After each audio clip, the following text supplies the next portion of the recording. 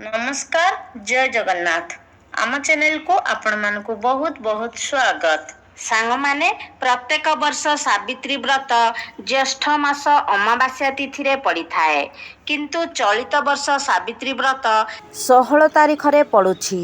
तेबे चलित वर्ष आमे 26 तारीख रे सावित्री व्रत पालन करिबा। एही पूजा को आपण मंदिर रे जाइकी करि परिबे किंबा घरे भी आपण पूजा करि परिबे।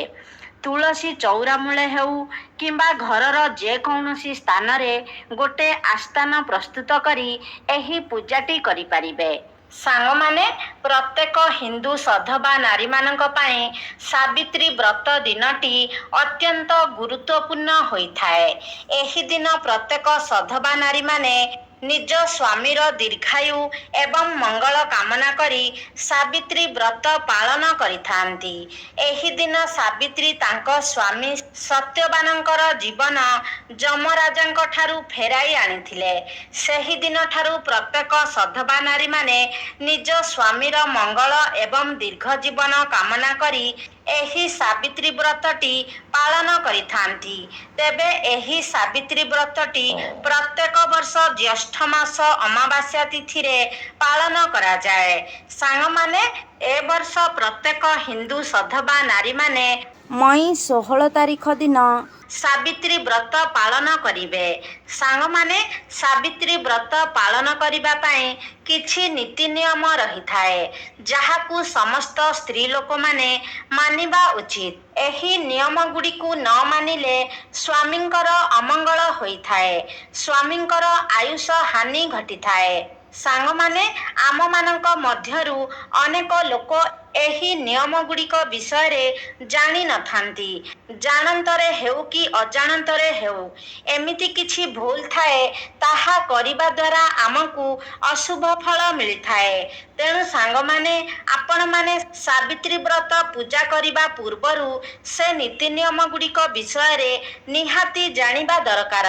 से सबु नीति नियम विषय रे जानिबा पाए भिडियोटी को स्किप न करी शेष पर्यंत निहाती देखंतु एवं चैनल टी को सब्सक्राइब करी श्रद्धा और भक्तिर सह कमेंट बॉक्स रे जय मां सावित्री निश्चय लिखंतु। सांग माने सावित्री व्रत दिन सधबा नारी माने कदापि भी कला रंगर वस्त्र परिधान करंतु नाही किंबा कला रंगर साड़ी को पूजा रे लगांतु नाही कारण कला रंग नकारात्मक एवं अशुभ शक्तिर प्रतीक होइथाए। एही रंगर व्रत सावित्री व्रत दिन परिधान करिबा द्वारा स्वामींकर जीवन उपरे संकट आसीथाए। एहा व्यतीत व्रत पालन राति रे आपण निजर एवं निज स्वामींकर लुगा बाहरे सुखांतु नाही। द्वितीय नियम हेउछि सावित्री व्रत को 3 दिन निष्ठार सह पालन कले पूर्ण फल प्राप्ति हुए एवं आपण सौभाग्यवती होइथांती। एही दिन आपण कदापि आमिष पियाज रसुण आदि सेवन करंतु नाही। एमिति कले आपणकर व्रत खंडित होइजिब। 3 दिन अर्थात सावित्री व्रत पूर्व दिन, सावित्री व्रत दिन एवं सावित्री व्रत पर दिन एही 3 दिन आपणकू निष्ठार सह सावित्री व्रत पालन करिबार अछि। तृतीय रे सावित्री व्रत दिन आपण शारीरिक संपर्क रखंतु नाही नचेत आपणकू बड़ संकटर सामना करिबाकू पड़िबो। एणु एभली भूल कदापि भी करंतु नाही। केवल सावित्री व्रत दिन नुहे कौनसी भी पूजा पार्वण रे आपण स्वामी स्त्री संपर्क रखिबा उचित नुहे। चतुर्थ रे सावित्री व्रत पूजा दिन महिला माने किछि अन्यान्य कार्य मध्य करिबा उचित नुहे। प्रकृत रे सावित्री व्रत सारी महिला माने सेही दिन विश्राम नेबा उचित। जदि आपणकर कौनसी संपर्कियंकर मृत्यु घटिछि तेबे आपण से दिन व्रत रखंतु नाही किंबा जदि आपणक घरे नवजात शिशुर जन्म होइछि तेबे मध्य आपण छूतक न सरिबा जाए व्रत रखि पारिबे नाही नचेत आपणकू अनेक समस्यार सामना करिबाकू पड़ी पारे। सेथि पाई ଏଭଳି ଭୁଲ ସବୁ କରନ୍ତୁ ନାହିଁ। ବଟ ସାବିତ୍ରୀ ବ୍ରତରେ କଳା କପଡ଼ା ଭୁଲରେ ବି ଧାରଣ କରନ୍ତୁ ନାହିଁ। ଏହା ବ୍ୟତୀତ ଏହି ଦିନ ପୂରାପୂରି ଧଳା ରଙ୍ଗର ବସ୍ତ୍ର ମଧ୍ୟ ପରିଧାନ କରିବା ଉଚିତ ନୁହେଁ। ପୁରା ଧଳା ରଙ୍ଗ ବୈଧବ୍ୟର ସୂଚକ ଅଟେ। ସଧବାମାନଙ୍କ ପାଇଁ ପୂଜା ବ୍ରତ ସମୟରେ ପୁରା ଧଳା ଏବଂ ପୁରା କଳା ରଙ୍ଗର ବସ୍ତ୍ର ଧାରଣ କରିବା ଅଶୁଭ ହୋଇଥାଏ। ଏହି ଦିନ ଆପଣ ନାଲି ରଙ୍ଗର ବସ୍ତ୍ର ପରିଧାନ କରିବା ଅତ୍ୟନ୍ତ ଶୁଭ ହୋଇଥାଏ ଏବଂ ମା ସାବିତ୍ରୀଙ୍କୁ ମଧ୍ୟ ନାଲି ରଙ୍ଗର ବସ୍ତ୍ର ଆପଣ ଚଢ଼ାଇବା ଉଚିତ। ଏହିପରି କରିବା ଦ୍ୱାରା ଆପଣଙ୍କୁ ମା ସାବିତ୍ରୀଙ୍କର ବିଶେଷ କୃପା ପ୍ରାପ୍ତ ହୋଇଥାଏ।